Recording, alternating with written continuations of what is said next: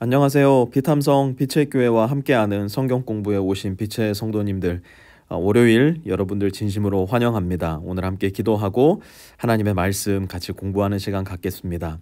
하나님 고맙습니다. 예수 그리스도의 이 귀하고 복된 말씀을 우리의 귀와 입과 몸과 마음을 사용하여 듣고 익히고 배울 수 있는 시간을 주셔서 참 감사합니다. 이 생명의 말씀이 우리 마음과 삶 가운데 잘 심기어져서 오늘 하루에 우리의 삶을 살아가는데 원동력이 될 수 있게 도와주시고, 나의 마음의 소원함과 생각에 이끌려 야망과 욕망에 이끌려 살아가는 사람들이 아니라 하나님의 마음과 하나님의 소원을 붙잡고 그 방향에 이끌려 나아갈 수 있는 우리 모든 빛의 성도 되게 하여 주시옵소서. 예수님의 이름으로 기도드렸습니다. 아멘. 오늘은 마가복음 10장 35절에서 40절까지의 말씀인데요. 제가 사용하는 성경 소프트웨어에 좀 문제가 있어서 오늘은 새번역이 아니라 개역 개정을 가지고 왔습니다. 내일부터는 다시 새번역으로 사용을 할 수 있을 것 같은데요. 35절에서 40절 우리 한번 같이 읽어보겠습니다. 오래간만에 6구절 말씀인데요. 한번 한 목소리로 읽어보도록 하겠습니다. 시작. 세베대의 아들 야고보와 요한이 주께 나와 여짜오되, 선생님이여, 무엇이든지 우리가 구하는 바를 우리에게 하여 주시기를 원하옵나이다. 이르시되, 너희에게 무엇을 하여 주기를 원하느냐? 여짜오되, 주의 영광 중에서 우리를 하나는 주의 우편에 하나는 좌편에 앉게 하여 주옵소서. 예수께서 이르시되, 너희는 너희가 구하는 것을 알지 못하는도다. 내가 마시는 잔을 너희가 마실 수 있으며 내가 받는 침례를 너희가 받을 수 있느냐? 그들이 말하되, 할 수 있나이다. 예수께서 이르시되, 너희는 내가 마시는 잔을 마시며 내가 받는 침례를 받으려니와 내 좌우편에 앉는 것은 내가 줄 것이 아니라 누구를 위하여 준비되었든지 그들이 얻을 것이니라. 아멘. 오늘 보니까 먼저 세베대의 아들 야고보와 요한이 등장을 합니다. 야고보와 요한이 등장을 합니다. 그런데 이들이 예수님께 무엇인가를 요구합니다. 그런데 그 무엇인가가 그야말로 백지수표예요. 무엇이든지. 딱 눈이 날카로워요. 이렇게 눈이. 무엇이든지 주세요 얘기를 하고 있는 것이죠. 그러니 예수님께서 참 재밌게도 이 자애로우신 예수님께서 얘기하시는 거예요. 너희에게 무엇을 하여 주기를 원하느냐? 백지수표를 주시겠다는 거죠. 여러분, 만약에 오늘 예수님께서 여러분에게 얘야, 내가 너에게 오늘 무엇을 하여 주기를 원하느냐 물으신다면 여러분 뭐라고 대답하실 것 같으세요? 어쩌면 오늘 여러분들이 예수님께 대답할 그 여러분 마음속의 욕망이 진짜 내가 누구인지를 드러내주는 가장 중요한 척도가 될 수도 있을 거예요. 야고보와 요한은 이것을 요구합니다. 여짜오되, 주의 영광 중에서 우리를 하나는 주의 우편에 하나는 좌편에 앉게 해주십시오. 그러니까 좌요한 우야고보로 삼아 주십시오 라고 이야기를 하는 겁니다. 그런데 여기에서 이야기하는 주의 영광 중에서 라고 이야기할 때 이들의 머릿속에 있었던 그 영광은 무엇이었냐면 로마의 영광이었습니다. 로마 황제의 자리에 앉게 되실 때에 우리를 하나는 우편에 하나는 좌편에 앉혀주십시오 라고 이야기를 하고 있는 겁니다. 여러분, 지금 야고보와 요한이 무엇을 보고 있는 것일까요? 야고보와 요한은 지금 세상의 영광을 보고 있는 것이에요. 하나님 나라의 영광이 아니라 세상의 영광, 곧 부와 지위와 명예와 인기와 권력, 이 세상에서 가질 수 있는 모든 것을 지금 나에게 달라고 예수님께 요구하고 있는 겁니다. 여러분, 이렇게 세상의 영광을 바라며 살아가는 사람들에게 필수적으로 따라오는 인생의 흔적이 있습니다. 그게 무엇인 줄 아세요? 욕심이에요. 탐욕이고요. 이기심입니다. 시기와 질투가 따라올 거고요.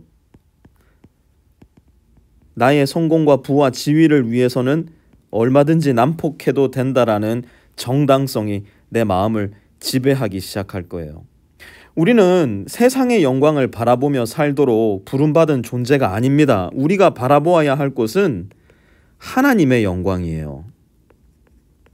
그런데 하나님의 영광은 부와 지위와 명예와 인기와 권력을 주기보다는요, 우리에게 죽음과 내 자신을 내어줌과 희생과 포기와 약함을 요구할 때가 훨씬 더 많이 있는 것 같아요. 언뜻 보면 세상의 영광이 훨씬 더 좋아 보입니다. 그래서 많은 사람들이 이 세상의 영광으로 마음을 빼앗기게 되는 거예요.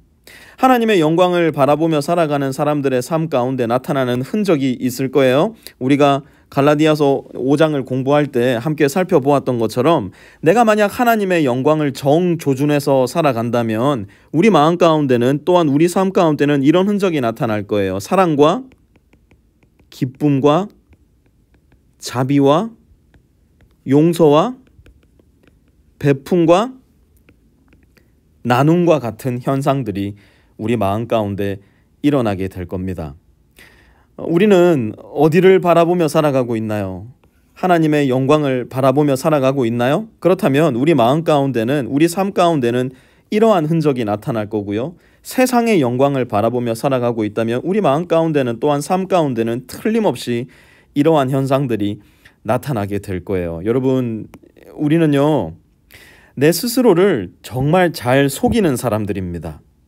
예수님께서 이 이야기를 듣고 나서 말씀하세요. 내가 마시는 잔을 너희가 마실 수 있으며 내가 받는 침례를 너희가 받을 수 있느냐? 무슨 이야기예요? 너희가 나처럼 죽을 수 있겠느냐? 너희가 나처럼 나의 삶을 내어놓는 것처럼 너희도 너희의 삶을 내어놓을 수 있겠느냐? 그랬더니 두 사람 뭐라고 이야기해요? 할 수 있나이다. I can do it.